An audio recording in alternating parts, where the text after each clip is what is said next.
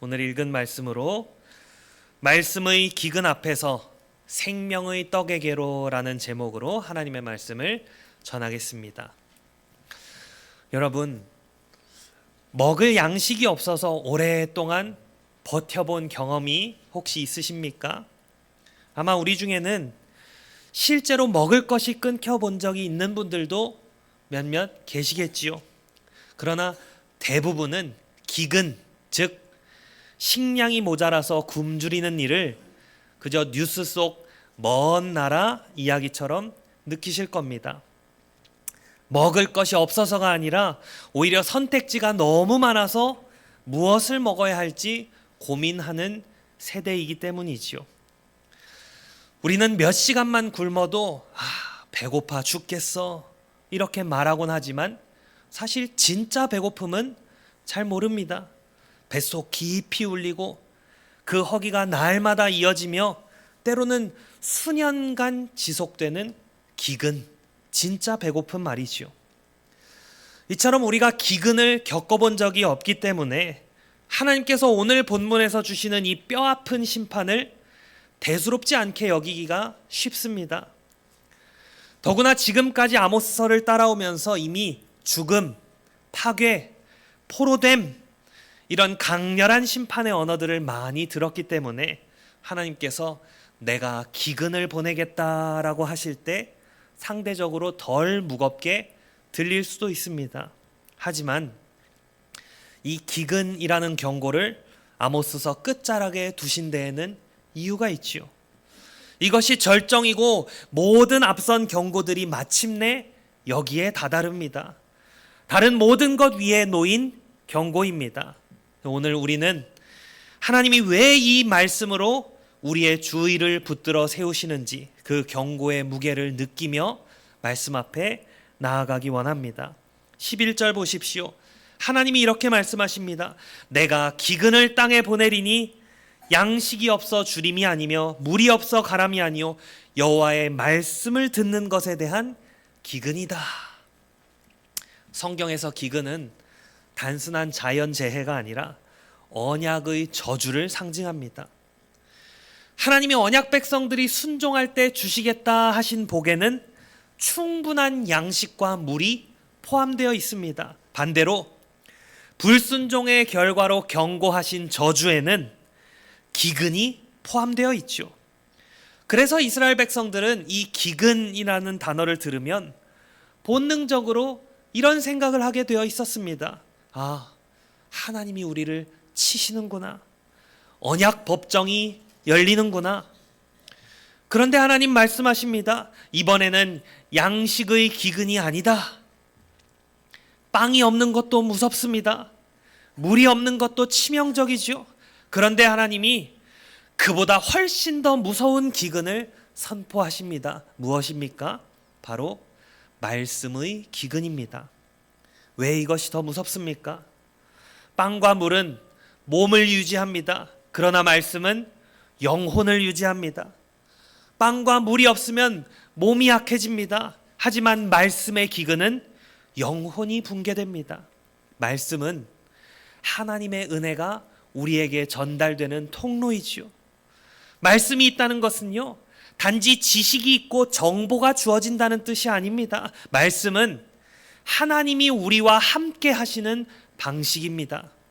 하나님이 가르치시고 경고하시고 돌이키시고 살리시는 손길이 바로 말씀입니다. 그러니 말씀의 기근은 단지 설교자가 사라지고 설교가 들리지 않는다 이런 수준이 아니지요. 하나님이 얼굴을 숨기시는 것입니다. 하나님의 은혜를 거두시는 것입니다. 그러니 이것이 얼마나 두렵습니까? 그런데 이 말씀의 기근은 사실 갑자기 하늘에서 떨어진 불행이 아니지요. 인간이 먼저 원했던 상태입니다. 이스라엘은 계속해서 하나님의 말씀을 거절해왔지요. 아모스 2장 12절에 하나님이 이렇게 책망하십니다. 너희가 선지자에게 명령하여 이르기를 예언하지 말라 하였느니라. 또 7장에서는 베델의 제사장 아마샤가 아모스에게 말했죠. 다시는 베델에서 예언하지 말라. 그들은 말씀이 들려오는 통로를 막았습니다. 하나님의 말씀을 자기들의 그 예배 공간에서, 자기들의 삶의 영역에서, 자기들의 양심에서 몰아내려 했습니다.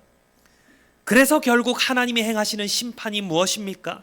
그들이 원했던, 그토록 원했던 하나님 음성 없는 세상, 하나님 말씀 없는 세상을 그대로 이루어 주시는 거죠. 너희가 말씀을 듣기 싫다 했으니 말씀을 거두어 가시는 겁니다. 우리는 보통 심판을 하나님이 뭔가를 내리시는 것, 치시는 것으로만 생각합니다. 그런데 성경이 말하는 더 무서운 심판은 하나님이 침묵하시는 겁니다. 더 이상 말씀하시지 않는 겁니다. 책망도 하지 않으시는 겁니다.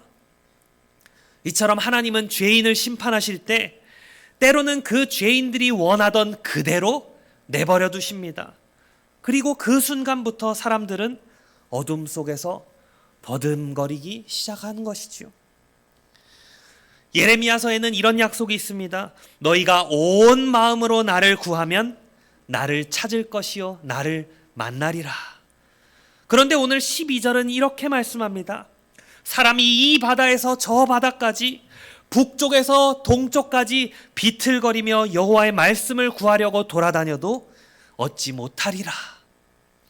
서로 모순된 말씀입니까? 그렇지 않습니다. 여기 오늘 본문의 이스라엘 백성들이 찾는 것은 하나님 자신이 아니라, 진정 그분의 말씀이 아니라 위기에서 빠져나갈 출구입니다. 여러분, 사람들은요, 위기 때 하나님을 찾습니다. 그런데 그 찾음이 다 같은 찾음이 아니죠. 어떤 사람은 하나님 자신을 찾습니다. 회개하며 주께 돌아옵니다. 그러나 어떤 사람은 그저 출구를 찾습니다. 죄를 꺾을 진리를 찾는 것이 아니라 죄는 그대로 유지한 채 마음을 진정시키고 이 좋지 않은 상황에서 벗어나게 해줄 위로만 찾는 것이지요. 그러니 하나님의 말씀을 듣고는 싶어 해도 그 말씀에 복종하지는 않습니다. 그렇다면 결과는 뻔하지요. 찾아도 못 찾는 것입니다. 얻으려 해도 못 얻는 것입니다. 오늘날 우리에게 성경이 없습니까? 아니요. 여기저기서 선물 받고 한 번도 펼쳐보지도 않은 성경책도 집에 많이 있지요. 오늘날 우리에게 설교가 없습니까? 아니요. 유튜브만 접속해도, TV 속 기독교 방송만 틀어도 설교 홍수의 시대입니다. 그러면 오늘 우리에게 말씀의 기근은 어떻게 찾아올까요? 말씀의 기근은 성경이 없어지고 설교가 사라지는 것만이 아니라 이 하나님의 말씀을 정말 살아있는 말씀으로 누리는 그 은혜를 거두어 가시는 것이기도 합니다. 그래서 우리에게는 이 말씀의 기근이 이런 형태로 찾아올 수 있죠. 성경이 있어도 그립지 않습니다. 설교가 있어도 반응이 없습니다. 예배가 있어도 기대가 없습니다. 말씀의 책망을 들어도 아무 찔림이 없습니다. 은혜의 식탁이 차려져 있는데도 만족이 없습니다. 이 상태가 오래 지속되면 결국 사람은 찾되 못 찾는 자리에 서게 됩니다. 왜냐하면 듣지 않는 귀는 점점 더 듣지 못하는 귀가 되기 때문입니다. 말씀을 거절하고 등한히 하는 죄는 하나님이 마침내 말씀의 은혜를 거두시는 심판으로 이어집니다. 이제 13절과 14절을 보겠습니다. 그날에 아름다운 처녀와 젊은 남자가 다 목이 말라 쓰러지리라. 그들이 엎드러져 다시 일어나지 못하리라. 아름다운 처녀, 젊은 남자, 그 인생에 있어서 전성기이지요. 가장 잘 버틸 것 같은 사람들입니다. 가장 회복력이 있을 것 같은 사람들입니다. 그런데 그들이 어떻게 됩니까? 다 기절해 버립니다. 왜 이런 표현을 쓰십니까? 이 말씀에 기근이 낳는 결과가 얼마나 무서운 건지 보여주시기 위해서죠. 여기서 목마름, 단지 물이 부족한 갈증이 아니라고 했습니다. 11절에서 하나님이 친히 물에 대한 목마름이 아니다 하셨죠. 이것은 영혼의 갈증입니다. 삶의 의미를 잃어버린 목마름, 하나님 없이 살아보려다 결국 텅 비어버린 갈증, 참된 위로가 끊긴 그런 목마름이지요. 말씀이 사라지면, 말씀의 은혜가 거두어지면 삶의 해석이 사라집니다. 나에게 있는 이 고난을 해석할 말씀이 사라지고, 죄를 직면하고 돌이킬 말씀이 사라지고, 소망과 위로로 붙들 말씀이 사라집니다. 그래서 결국에는 가장 강해 보이는 사람이라고 해도 철저히 무너져 내리죠. 왜냐하면 말씀은 영혼의 체력이요, 영혼의 생명력이기 때문입니다. 14절에 세 군데 지명이 나오는데요. 사마리아, 단, 브엘세바. 이 지명들은 당시 이스라엘의 영적인 현실을 한눈에 보여주는 장소들입니다. 사마리아 어떤 곳입니까? 북왕국의 수도죠. 권력의 중심입니다. 단, 북쪽 끝, 지리적으로 끝인데 송아지 우상이 있는 주요 산당입니다. 브엘세바, 남쪽 유다에 속해 있는 지역임에도 불구하고 이 북이스라엘 백성들이 자주 순례하던 곳입니다. 이 세 지명을 들어서 이야기하는 것은 거짓된 예배, 즉 우상 숭배가 정치적으로도 지리적으로도 종교적으로도 나라 전체를 장악해버렸다, 이런 사실을 드러내 보여주시는 거죠. 특히 브엘세바가 주는 메시지는 참 섬뜩합니다. 북왕국 사람들이 저 남쪽 브엘세바까지 멀리 예배하러 내려가는 것은 종교적 열심처럼 보입니다. 그런데 사실 그것은 하나님이 명하신 길이 아닙니다. 하나님이 정하신 예배가 아닙니다. 자기 방식의 순례, 자기 방식의 신앙, 자기 방식의 경건이지요. 우상 숭배는 늘 경건해 보이는 모양을 빌려옵니다. 그러나 그 본질은 같지요. 하나님 말씀대로 살기 싫다. 하나님 말씀대로 살지 않겠다. 그리고 여기에 보면 아주 큰 아이러니가 있습니다. 이들은 브엘세바로 내려가면서 어디를 지나칠까요? 이 북쪽 사람들이 저 남쪽 끝 브엘세바까지 내려가면서 어디를 지나칠까요? 예루살렘을 지나칩니다. 하나님이 자기 이름을 두신 성전을 지나칩니다. 말씀이 정한 예배, 하나님께서 세우신 중심을 지나칩니다. 그런데도 그들은 우리가 하나님을 섬긴다라고 말하지요. 이것이 우상숭배의 무서움입니다. 우상숭배는 하나님을 버린다라고 노골적으로 말하지 않습니다. 대신에 이렇게 말하죠. 하나님도 필요하지만 이 길도 필요하다. 말씀도 중요하지만 내 방식, 내 생각, 내 경험도 중요하다. 진리도 좋지만 내 마음을 더 빨리 달래줄 수 있는 다른 장치가 세상에 있다. 그런데 결말은 늘 하나입니다. 그들이 넘어져 다시 일어나지 못하리라. 14절을 잘 보십시오. 그들은 사마리아의 죄된 우상을 의지하고 맹세합니다.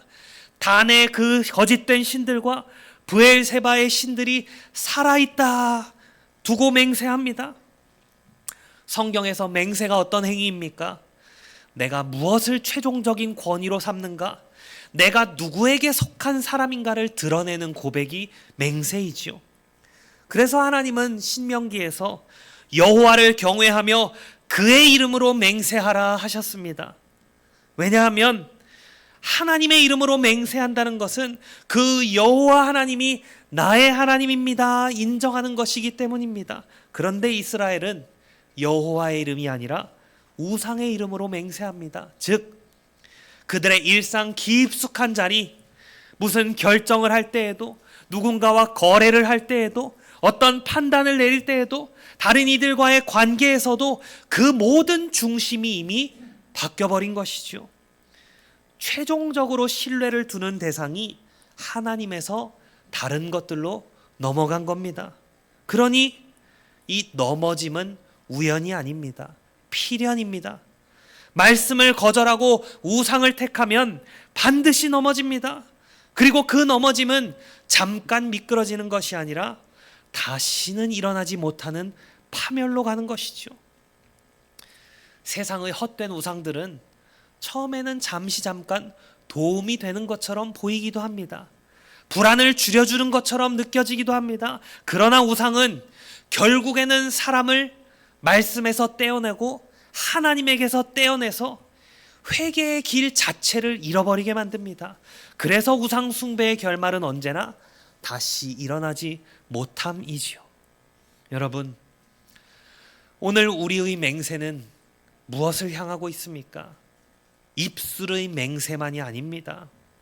입술로 대놓고 우상에게 맹세하는 분은 안 계시겠지요. 그러나 삶으로 은연중에 무의식 중에도 의지하고 매달리는 것들이 있습니다.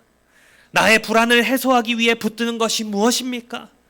나의 기쁨의 출처가 무엇입니까? 내 정체성을 세우는 이름이 무엇입니까? 내 시간을 들이고 내 마음을 움직이고 내 선택을 지배하는 그 신이 무엇입니까? 우상 숭배는 말씀이 아닌 다른 것들을 마음 한가운데 모셔둘 때 시작됩니다. 그리고 그때부터 넘어짐도, 걷잡을 수 없는 그 넘어짐도 이미 시작된 것이죠. 오늘 본문에 선포된 이 말씀의 기근은 단지 비유가 아니라 실제 역사 속에서 하나님이 행하신 현실이었습니다. 구약시대의 예언이 마무리되고 메시아가 오시기 전까지 하나님의 공식적인 예언이 끊긴 긴 침묵의 시대가 있었지요. 흔히 중간기라고 부르는 400여 년의 기간입니다. 선지자들의 생생한 외침은 사라졌고 하나님이 지금도 말씀하신다라는 그 빛이 꺼져버린 듯한 시간이 계속되었습니다. 이것이 무엇을 가리킵니까? 하나님이 단지 말을 아끼신 것이 아니라 인간의 그 죄와 완악함 속에서 말씀의 귀함을 뼈에 새기게 하시는 섭리였습니다. 동시에 그 기간은 한 가지를 준비했지요. 무엇입니까? 이제 말씀 그 자체가 오실 날이 가까웠다. 이 긴 침묵은 세례 요한으로 인해 깨집니다. 그러나 이 침묵의 참된 종결은 그리스도께서 오심으로 이루어지지요. 그리스도는 단지 말씀을 전하는 또 한 명의 설교자가 아니십니다. 그리스도는 말씀 그 자체이십니다. 말씀이 육신이 되어 우리 가운데 거하셨다. 여러분, 이것이 복음의 빛입니다. 하나님이 우리에게 말씀을 들려주시는 정도를 넘어서 말씀 자체를 우리에게 주셨습니다. 하나님이 자기 임재를 우리에게 주셨습니다. 말씀의 기근을 끝내는 궁극적인 해답은 그저 좋은 설교자, 좋은 설교가 다시 많아지는 것이 아니라, 물론 설교는 중요하지만 그러나 근본은 이것입니다. 우리는 예수 그리스도 안에서 하나님의 그 은혜로운 임재를 다시 받습니다. 다시 누립니다. 그리스도야말로 하나님이 우리에게 다시 얼굴을 비추시는 자리이지요. 말씀의 기근이 무엇이었나요? 하나님이 임재의 철수였습니다. 응답의 단절이었습니다. 하나님이 얼굴을 숨기시는 심판이었습니다. 그와 같은 저주가 본래 누구의 몫이었죠? 순종하지 못하는 우리의 몫이었죠. 하나님의 말씀을 멸시하고 우상을 붙들고 회개를 미루고 듣기 싫은 진리들을 밀어내며 살아온 죄인들, 저와 여러분의 몫이었습니다. 그런데 그 심판을 누가 받으셨습니까? 죄인이 받아야 할 그 버림, 죄인이 받아야 할 그 단절, 그리스도께서 십자가에서 대신 받으셨습니다. 예수님은 십자가에서 버림받으셨습니다. 나의 하나님, 나의 하나님, 어찌하여 나를 버리셨나이까? 이것은 단지 감정의 절규가 아닙니다. 하나님의 임재가 철수되는 심판, 죄인이 받아야 할 그 심판을 그리스도께서 대신 받으시는 순간이시오. 하나님과 단절되고 얼굴빛이 가려지고 하나님의 응답이 끊기는 그 모든 형벌을 그리스도께서 홀로 짊어지셨습니다. 예수님은 십자가 위에서 내가 목마르다 하셨습니다. 십자가에서 그리스도는 자신의 백성들을 위해 그 저주의 목마름을, 갈증을 담당하셨습니다. 그 고통은 단지 육체적인 고통이 아니라 죄인이 받아야 할 저주의 깊이를 온전히 짊어지신 자리에서 나온 탄식입니다. 죄가 낳는 갈증, 하나님을 잃어버린 갈증, 생명의 근원과 끊긴 갈증을 그리스도께서 대신 당하셨습니다. 원래 우리는 찾되 못 찾는 자여야 했죠. 아무리 구하려고 헤매도 돌아다녀도 얻지 못할 자들이었습니다. 그런데 그리스도께서 버림받는 자리, 줄이고 목마른 자리를 대신 통과하심으로 이제 우리는 찾으면 만나게 되는 길로 초대받습니다. 그리스도 안에서 하나님을 찾으면 만날 수 있게 된 것입니다. 예수님이 오셔서 이렇게 선언하셨습니다. 나는 생명의 떡이니 내게 오는 자는 결코 줄이지 아니할 터이요 나를 믿는 자는 영원히 목마르지 아니하리라. 단순한 위로의 문장이 아닙니다. 언약의 저주를 대신 짊어지신 구주의 선언입니다. 이 선언의 밑바닥에는 십자가가 있습니다. 그분이 버림을 대신 받으셨기 때문에 우리는 버림받지 않습니다. 그분이 목마름을 대신 당하셨기 때문에 우리는 영원히 목마르지 않습니다. 그래서 오늘 본문은 궁극적으로 우리에게 이렇게 묻습니다. 너희는 무엇을 먹고 사느냐? 세상의 빵은 잠깐 배를 채우지만 다시 배고파집니다. 세상의 위로는 잠깐 마음을 달래지만 다시 공허해지지요. 그러나 그리스도는 영원한 생명을 주시기 위해 오셨습니다. 그리고 성찬은 이것을 눈에 보이는 말씀으로써 확인하게 합니다. 하늘에서 내려온 떡, 죄인을 살리는 떡, 말씀의 기근을 끝내는 떡, 영원한 생명의 떡이 저와 여러분에게 있습니다. 사랑하는 성도 여러분, 오늘날 우리는 새로운 계시를 찾아 헤맬 때가 아닙니다. 하나님은 이미 충분한 말씀을 주셨습니다. 우리에게 필요한 것은 새로운 비밀이 아니라 이미 주신 충만한 말씀을 온전히 누리는 것입니다. 그 말씀을 사랑하고 묵상하고 순종하고 전하는 것이지요. 교회가 살 수 있는 길은 단순합니다. 하나님의 말씀을 미루지 마십시오. 오늘 하나님이 말씀하실 때 들으십시오. 내일로 미루는 그 순간, 그 내일은 찾아도 못 찾는 날이 될 수 있습니다. 말씀을 미루는 습관은 귀를 둔하게 만들고 둔해진 귀는 어느 순간 정말로 듣지 못하는 귀가 되어버리고 맙니다.